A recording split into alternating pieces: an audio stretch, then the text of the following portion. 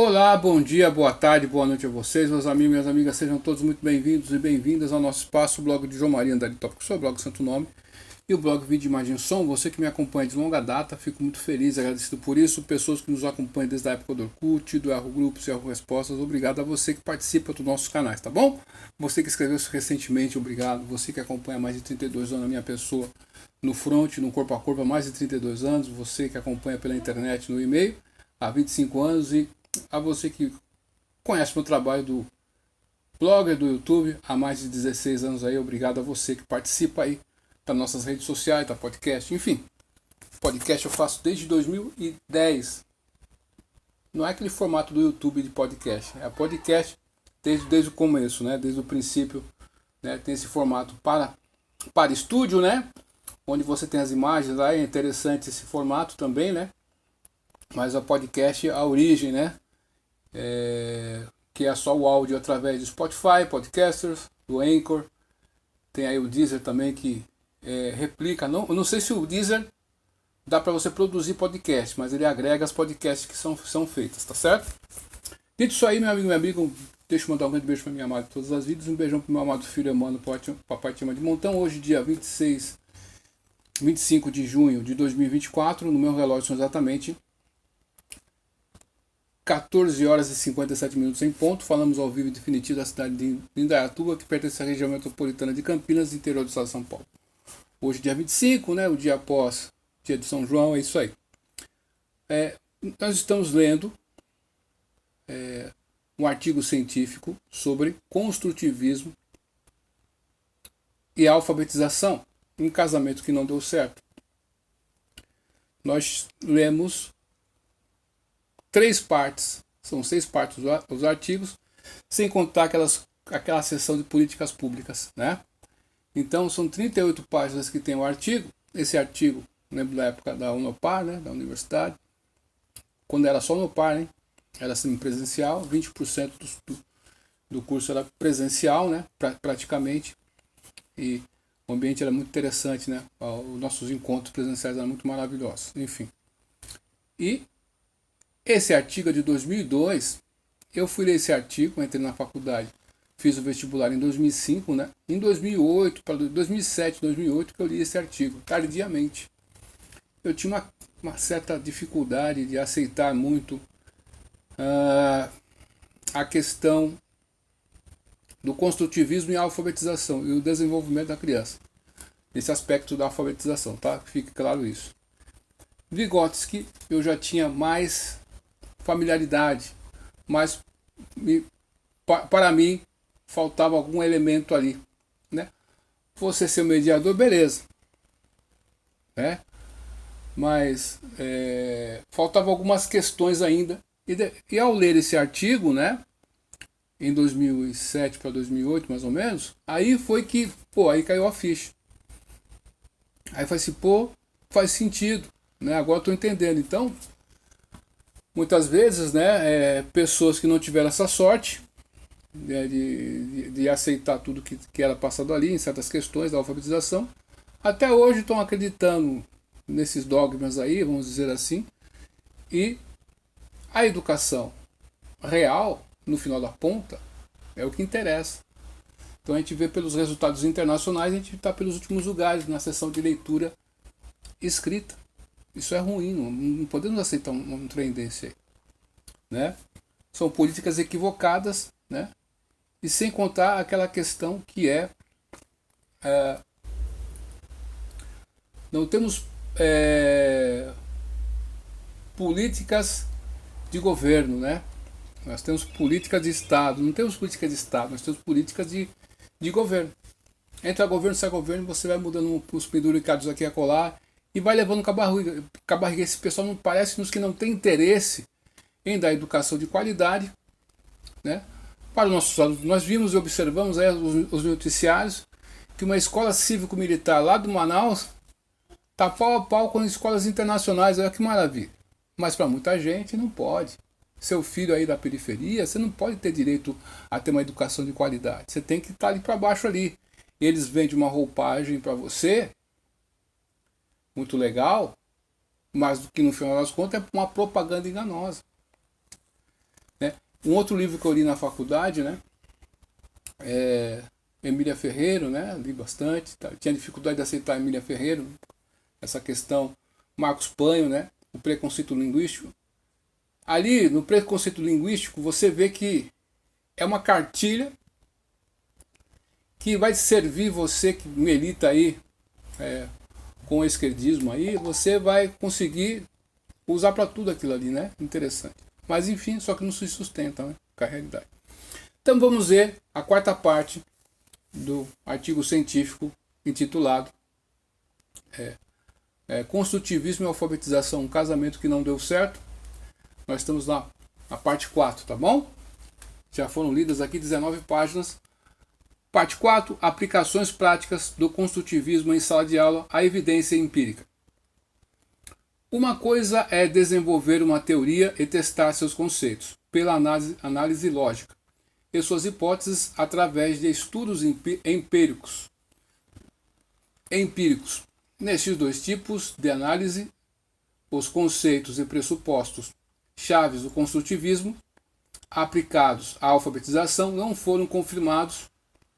Outra coisa é saber se, com ou sem deficiências teóricas ou conceituais, a abordagem construtivista aplicada em sala de aula apresenta resultados positivos. Está se questionando isso, né? Descrições de experiências pessoais, teses de mestrado que revelam professores alfabetizando crianças em condições excepcionais, depoimentos não fundamentados de autoridades científicas e discursos políticos não se incluem entre fontes aceitáveis de evidência. Tem pessoal que milita nessa questão, como falamos, e eles vão fazer de tudo para que esse lado construtivista se sobressaia e tem que ser aceito. Né? Isso que ele está dizendo aqui. Essas fontes, ele está dizendo aqui,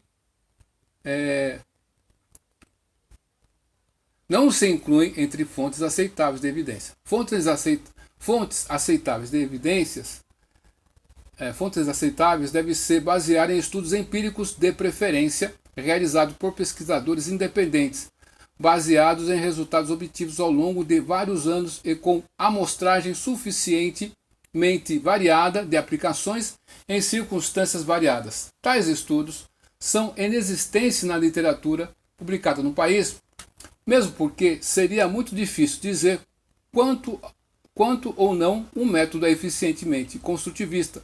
Daí, novamente, a necessidade de recorrer à experiência internacional.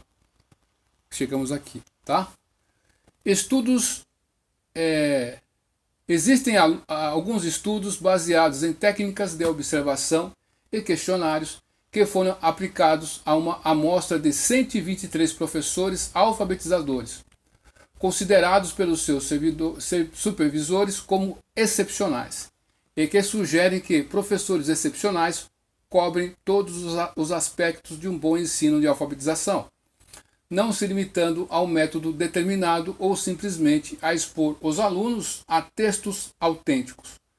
Presley et al., 1996, Corke, Amaki, Dreher, 1996. Ou seja, professores de alto desempenho não se limitam a um método determinado, modelam suas atividades a partir de um repertório de métodos em função das necessidades de cada aluno.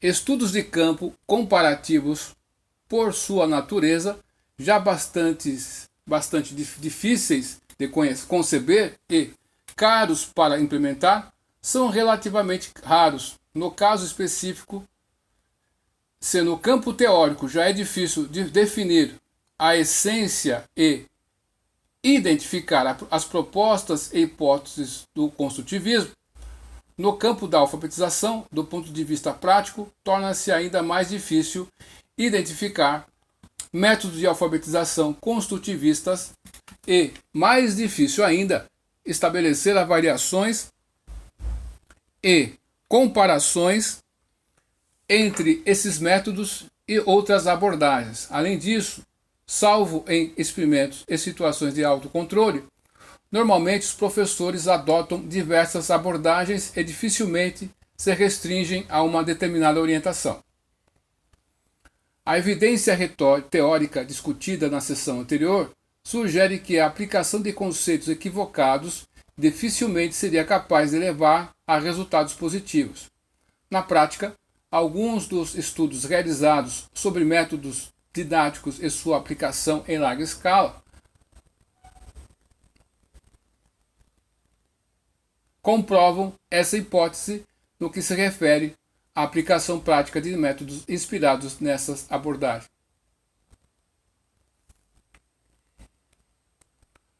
O conjunto mais sólido O conjunto mais sólido de evidências a respeito da comparação de diferentes estratégias de alfabetização em larga escala decorre de um estudo encomendado e financiado pelo Ministério da Educação dos Estados Unidos e que se encontra em fase de conclusão. O trabalho levou 30 anos para ser concluído e abordou 9 diferentes métodos. Os resultados finais desse estudo, ainda não publicados, estavam sendo divulgados pelo site www.oregoneducation.org.profit.ignorate.htm no momento da conclusão do presente artigo. Está aí na tela para você. Vou soletrar aqui www.org.profit.ignorate.htm. Dentre os 9 métodos estudados ao longo dessas 3 décadas, os 5 de base construtivista registraram os piores resultados em todos os critérios, habilidades básicas, habilidades cognitivas e afetivas. Em todos os experimentos, os alunos tiveram desempenho inferior aos do grupo controle. Métodos que se propõem explicitamente a desenvolver competências intelectuais e estratégias cognitivas de alto nível, relegando as habilidades básicas, apresentaram desempenho inferior tanto nas habilidades básicas quanto nas estratégias cognitivas de alto nível. Em contraposição, métodos mais estruturados proporcionaram maiores benefícios aos alunos envolvidos, e esses benefícios permaneceram visíveis até o final do ensino médio. Chegamos aqui, ó. Nessa parte aqui, tá?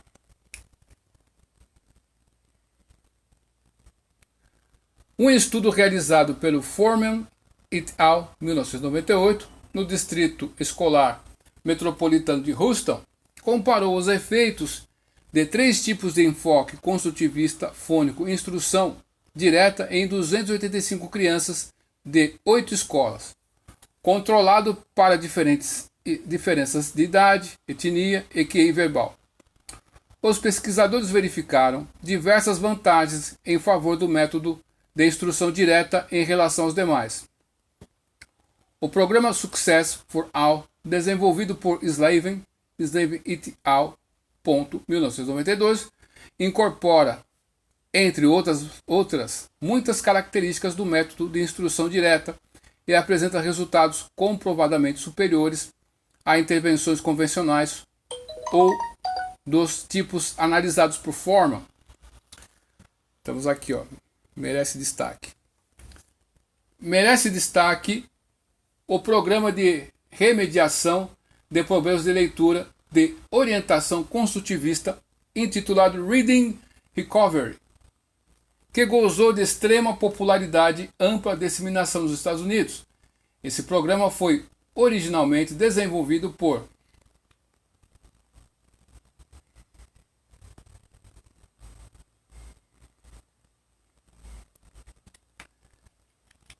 Mary Clay, com base em sua experiência anterior na Nova Zelândia. Clay, 1989, e em relatórios de suas aplicações nos Estados Unidos, de Ford et al. 1987, Pinel et al. 1995. As inúmeras avaliações a que foi submetido nos Estados Unidos evidenciam que, apesar de ganhos observados pelos alunos durante sua participação no programa, em relação ao currículo ensinado, esses ganhos não foram sustentados após o regresso dos alunos às salas de aula convencionais. Hibbert, 1994, A. Shanahan e Barr, 2 X no final, 1995, frustrando o objetivo para o qual o programa foi desenhado. Em síntese, estamos aqui, tá? Em síntese, as evidências da natureza lógica, teórica e empírica não confirmam nem os pressupostos, nem as hipóteses, nem as promessas do construtivismo aplicado à alfabetização. Pelo contrário, sugerem que se trata de uma concepção e de um modelo de processo de alfabetização que foi demonstrado como superado e incongruente com as evidências disponíveis, dizendo com toda clareza: as propostas construtivistas de alfabetização são inconsistentes com o corpo de evidência teórica e empírica disponível. Interessante, né? Essa questão aqui, muito bacana, você vê essas pesquisas que foram feitas no Brasil. Estamos atrasados, hein? A gente não discute sobre essa questão, né? A gente vê que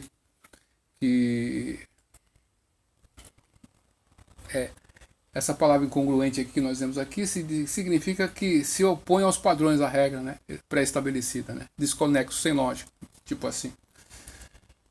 A gente vê quantas coisas, né? Tem uma nota de rodapé na página anterior, que a gente foi lendo, mas tem uma notinha de rodapé aqui, ó.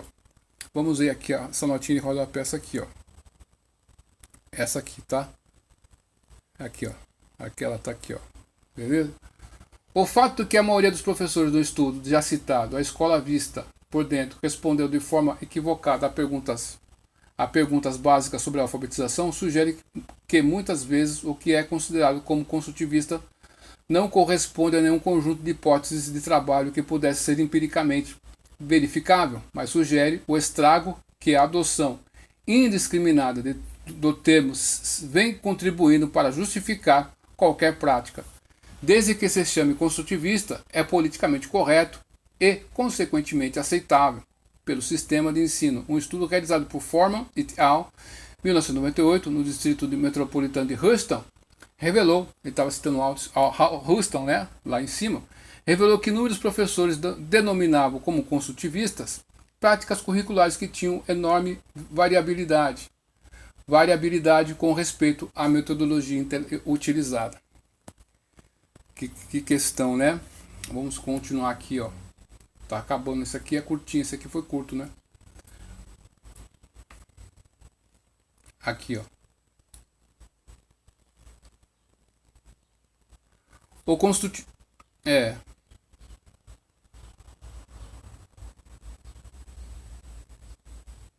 O construtivismo não é apenas um método de ensino ou de alfabetização.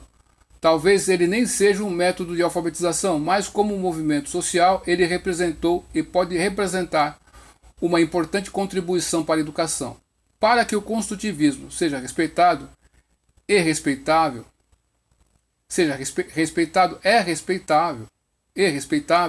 é necessário que seus promotores e adeptos no Brasil reconheçam as evidências científicas e, com base nelas e nos aspectos positivos do movimento construtivista, elaborem a necessária revisão de suas posições. Antes de analisar possíveis caminhos para a alfabetização e para o adequado resgate das grandes linhas de ação do movimento construtivista, cabe compreender as razões da forte popularidade das abordagens construtivistas, especialmente no Brasil. Bem, meu amigo e minha amiga, obrigado a você que participa aqui do nosso canal. Essa parte aqui foi mais curta, né? Deu 2 páginas aí, quase 2 páginas e meia, né? Rapidinho nós lemos aqui. Os outros foram 7 páginas, 8 páginas, 9 páginas, né? Foi, né? E muitas pessoas aguentaram bem lá, a gente vê, né? Você ficar quase 50 minutos ouvindo, né? Significa que você está a fim de aprender algo, né? E você pode fazer qualquer coisa aí na sua casa, em qualquer local, no trajeto para casa, para o trabalho, enfim. Pôs o fone de ouvido ali e vai escutando a gente aí, na nossa voz aí, tá certo? E a gente vê quantos equívocos tem, né? O pessoal fala sobre construtivismo, é aquela questão de você, como não tem uma base ali consolidada, você fala essa palavra politicamente correta, construtivismo, vai dar margem que você está fazendo uma coisa certa e está tudo certo. Então, dentro da educação, nós temos um vídeo no canal sobre aparelhamento ideológico do Estado. Esse vídeo é de 2013, 2012, mais ou menos. Faz um tempão que nós publicamos esse vídeo, né? E nós vamos elencando ali essa questão e, infelizmente, no meio do direito, no meio da saúde, no meio do jornalismo, no meio da educação, está tudo aparelhado. Se serve o viés político, né? Vou falar esquerdismo, vou falar esse pessoal que anda em sentido anti-horário, tá? Os anti-horaristas, né, vamos dizer assim, você vai ser endeusado. Se você tiver uma tese de doutorado para fazer contra o construtivismo aqui, contra Paulo Freire, contra qualquer um dessa turma aí, você pode ter dificuldade de ser aceito, né, para fazer. Estou falando naqueles mestrados que você tem ali, concorre à bolsa de estudo, aí mais ainda. Possa ser que tenha alguma outra aqui ao colar, mas a grande maioria, né, a gente vê que você, das universidades particulares aí, como a PUC, né, você tem aí a Mackenzie, não sei como que tá, mas na USP, na Unicamp, você terá dificuldade de... Possa ser que tenha mudado alguma questão de 2002 para cá, né? Nós estamos em 2024. Mas, enfim, a educação não pode ser desse jeito aí que estamos fazendo. A gente vê, eu acompanho, agora eu tenho a oportunidade de acompanhar minhas sobrinhas na educação. Elas fizeram 7 anos recentemente, né? Esse ano. E você vê pelo material que tem, você vai analisando, pô, tá ruim. Porque em 2002, né? Meu filho nasceu em 2000, né? Em 2002 ele tinha 2 anos, né? Em 2006 ele tinha 6 anos, né? 2007 eu estava na faculdade, entrei em 2005 e comecei em 2006. Então eu fui acompanhando esse movimento. A gente vê, pelo menos o Colégio Adventista, né? Ele tinha uma outra linha de abordagem muito interessante, gostava muito. Então você vê a diferença aí, né? E essa insistência de ensinar só a letra de forma, né? Letra bastão ali, e a letra cursiva você ensina bem depois ali. E de repente é uma questão que é preocupante. Uma outra coisa que me alarmou muito, eu tinha acabado o curso de pedagogia, né? Na Unopar, Campinas, e resolvi fazer um curso de pós-graduação em psicopedagogia clínica institucional lá na Barra Funda, em São Paulo, na Uninove. Você conhece lá a Barra Funda ali, né? A Uninove fica bem do lado da estação do metrô, da CPTM ali, tem um terminal de ônibus ali também, da Barra Funda ali, tudo interligado. E logo o primeiro prédio à sua direita, né? É o prédio do curso de pós-graduação. O prédio à sua esquerda, que você vai subindo para o outro lado da calçada, grandão pra caramba, enorme, né? Grande, eu achei grande. Ali são cursos de graduação, né? E o que eu posso dizer para você? Quando eu tive acesso a conhecimentos da psicomotricidade, foi aí que me abriu mais a mente ainda. Para questões e queixas que eu não sabia como argumentar. E através da psicomotricidade, eu falei assim, pô, aqui está explicado. Por quê? A criança tem uma janela de aprendizagem, de oportunidade. Os neurônios lá vêm, e elas têm uma quantidade bem superior à nossa. Porque se der algum problema, por exemplo, se a criança tem algum acidente cerebral que comprometa alguns neurônios, como ela vem com uma quantidade muito grande de neurônios, aqueles neurônios excedentes que iriam desaparecer, ela vai aproveitar, correto ou não? E o ser humano se perde metade, já complica, né? Então você tem aí a plasticidade neuronal. Quando eu entrei nessa questão, aí foi aí que eu falei assim, pô, quando eu entrei naquela questão da psicanálise, então, meu Deus. Então, você tem uma janela aí de oportunidade.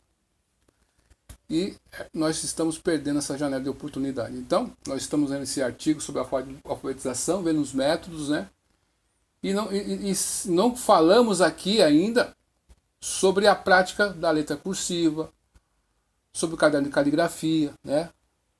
A criança tem dificuldade de entender o espaço-tempo. Se o caderno de caligrafia vai ajudar ela a ver o espaço ali naquele papel, né? Então, depois você não precisa mais. Aquelas rodinhas que a criança usa para aprender a andar de bicicleta, elas funcionam e são importantes até a criança ter o equilíbrio completo. Quando a criança tem o equilíbrio completo, não precisa mais das rodinhas. Você tira as rodinhas. O problema do caderno de caligrafia, antigamente muitas professores exageravam nisso aí, cansavam a mão das crianças. A gente vê, quando eu li um livro, né, da editora Edicom, né, de psicopedagogia, né, antigo já, né, você procura aí. Né, tem lá as imagens de como uma criança destra e o canhota, como ela tem que segurar corretamente o lápis, como que segura o lápis corretamente, como que posiciona. Então são orientações, né? Eu comecei a ver que essa questão de você deixar a criança livre ali, pô, meu irmão, peraí.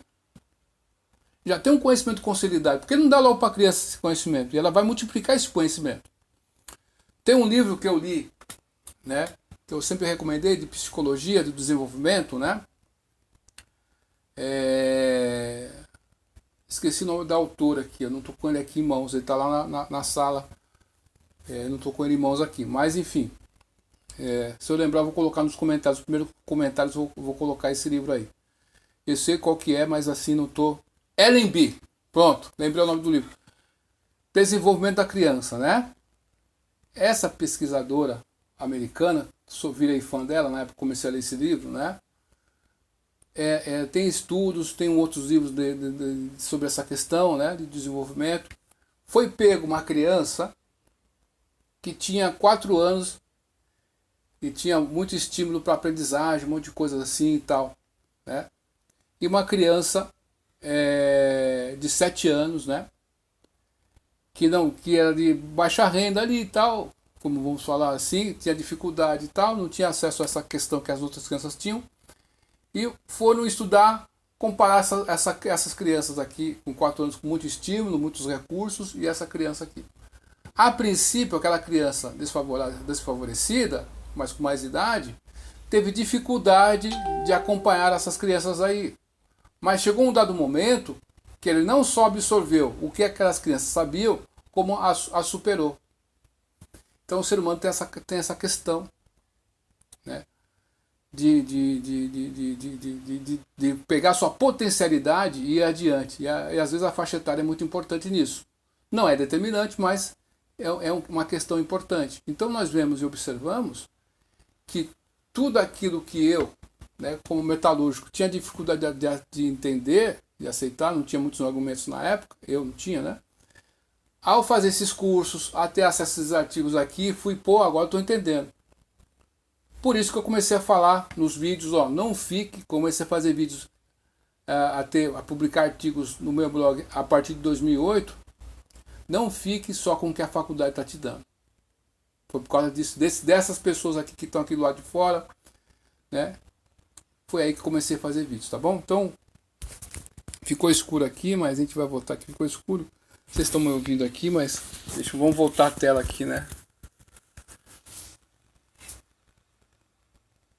Beleza. Obrigado pela sua atenção, inscreva-se no canal se você gostar, compartilha, dá um like ou dá um dislike, tudo no seu nome.